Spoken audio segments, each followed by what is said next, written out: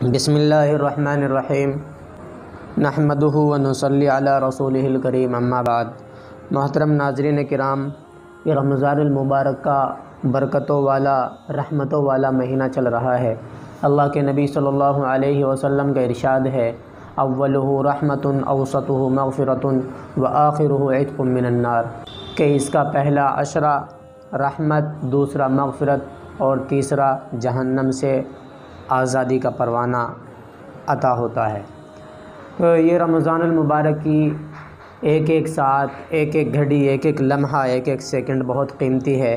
ہمیں اور آپ کو رمضان المبارک کی زیادہ سے زیادہ قدردانی کرنے کی توفیق عطا فرمائے۔ اللہ کے نبی علیہ الصلاۃ والسلام نے اس مہینے کے بارے میں فرمایا کہ اس مہینے کے اندر نفلوں کا ثواب فرضوں کے برابر اور فرضوں کا ثواب 70 فرضوں کے برابر ملتا ہے۔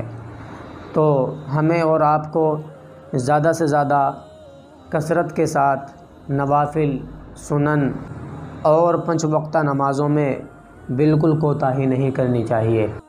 اس رمضان المبارک کے مہینے کے اندر 2 اعمال بہت خاص ہوتے ہیں۔ نمبر 1 دن کا روزہ اور نمبر 2 رات کا قیام۔ رات کے قیام سے مراد تہجد بھی ہو سکتی ہے، لیکن جمہور علماء فرماتے ہیں کہ رات کے قیام سے مراد یہاں پر ہے۔ تو اللہ کے نبی صلی اللہ علیہ وسلم کا اس بارے میں ارشاد ہے، من صام رمضان ایمانا واحتسابا غفر له ما تقدم من ذنبه وما تأخر ومن قام رمضان ایمانا واحتسابا غفر له ما تقدم من ذنبه وما تأخر، کہ جو انسان رمضان کا روزہ رکھے اللہ تبارک و تعالیٰ پر ایمان، توکل، اعتماد کے ساتھ، تو اللہ اس کے اگلے اور پچھلے تمام گناہوں کو معاف فرما دیتے ہیں۔ اور جو آدمی ایمان اور اعتقاد کے ساتھ رات میں تراویح کو پڑھے تو اللہ تبارک و تعالیٰ اس کے پچھلے گناہوں کو معاف فرما دیتے ہیں۔ یاد رکھنا چاہیے کہ گناہوں سے مراد یہاں پر صغیرہ گناہ ہوتے ہیں۔ رات میں تراویح کے اندر قرآن کریم کو سنا جاتا ہے، پڑھا جاتا ہے اور پڑھایا جاتا ہے۔ پیچھے لوگ سنتے ہیں اور آگے حافظ قرآن سناتے ہیں۔ یہ قرآن کریم کا ایک معجزہ ہے۔ دنیا کے اندر جتنی بھی کتابیں اللہ تبارک و تعالیٰ نے نبیوں کو دی تھی، تو ان کی اقوام کو اور ان کے انبیاء کو اللہ تبارک و تعالیٰ نے کتاب دینے کے بعد فرمایا تھا کہ میں نے تم کو کتاب دے دی ہے، اس کی حفاظت کی ذمہ داری اب تمہارے اوپر ہے۔ لیکن دنیا کے اندر یہ واحد کتاب ہے قرآن کریم فرقان حمید، جس کے بارے میں اللہ تبارک و تعالی ارشاد فرماتے ہیں، انا نحن نزلنا الذکر وانا لہ لحافظون، کہ ہم نے قرآن کریم کو نازل کیا ہے، ہم ہی اس کی حفاظت کریں گے۔ تو اس قرآن کریم کی حفاظت کا ذمہ خود رب کائنات نے لیا ہے، اور اللہ تبارک و تعالی یہ جو حافظ قرآن ہوتے ہیں بڑے خوش نصیب لوگ ہوتے ہیں کہ اللہ تبارک و تعالیٰ نے ان کو حفاظت قرآن کا ذریعہ بنایا ہے۔ ورنہ دنیا میں کوئی ایسی کتاب نہیں ہے کہ جس کا ایک ایک حرف سچا، ایک ایک نقطہ، ایک ایک لائن اور ایک ایک حرف کے بارے میں کوئی شبہ ہو۔ لیکن قرآن کریم ایک ایسی کتاب ہے، ایک ایسی زندہ جاوید کتاب ہے کہ تمام عالم اسلام کے مسلمانوں کا عقیدہ اور ایمان ہے کہ اس کا ایک ایک حرف، ایک ایک نقطہ، ایک ایک لائن اور اس کا ایک ایک ورڈ بالکل سچا ہے۔ اس کے صادق اور برحق ہونے میں کسی کو شک و شبہ بھی نہیں ہو سکتا۔ اسی لیے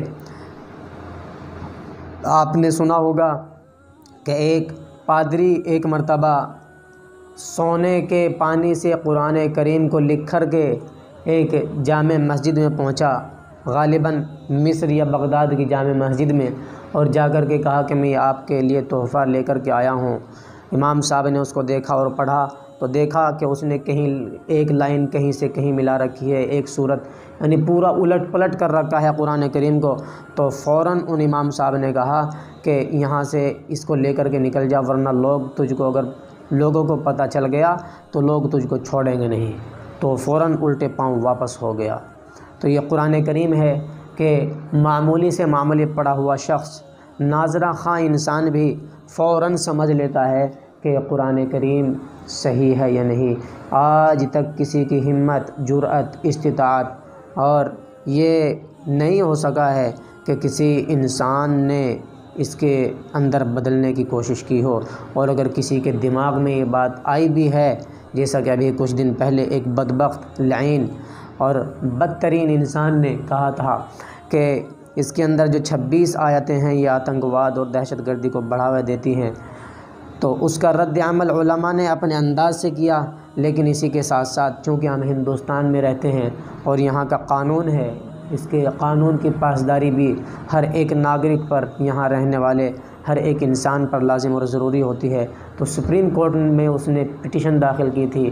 اللہ تبارک و تعالیٰ نے سپریم کورٹ کے ججوں کے دلوں میں یہ بات ڈالی، اس پٹیشن کو انہوں نے سنا اور سن کر کے اس کو ایسی لتاڑ لگائی اور کہا کہ تو نے اس پٹیشن کو داخل کر کے ہمارا وقت برباد کیا، اور تو نے جو اس پٹیشن میں باتیں کی ہیں وہ سب بکواسات ہیں، غلاظت ہے، گندگی ہیں، لہٰذا ہم تمہارے اوپر، کیونکہ تم نے ہمارے اس کورٹ کا، سپریم کورٹ کا وقت ضائع کیا ہے، تمہارے اوپر 50,000 کا جرمانہ عائد کرتے ہیں۔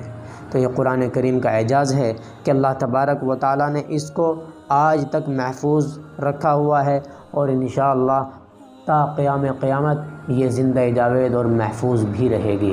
اللہ تبارک و تعالی ہم سب کو اس پر عمل کرنے کی توفیق عطا فرمائے، اور زیادہ سے زیادہ تلاوت کلام اللہ کرنے کی توفیق عطا فرمائے۔ آمین، وآخر دعوانا ان الحمد للہ رب العالمین۔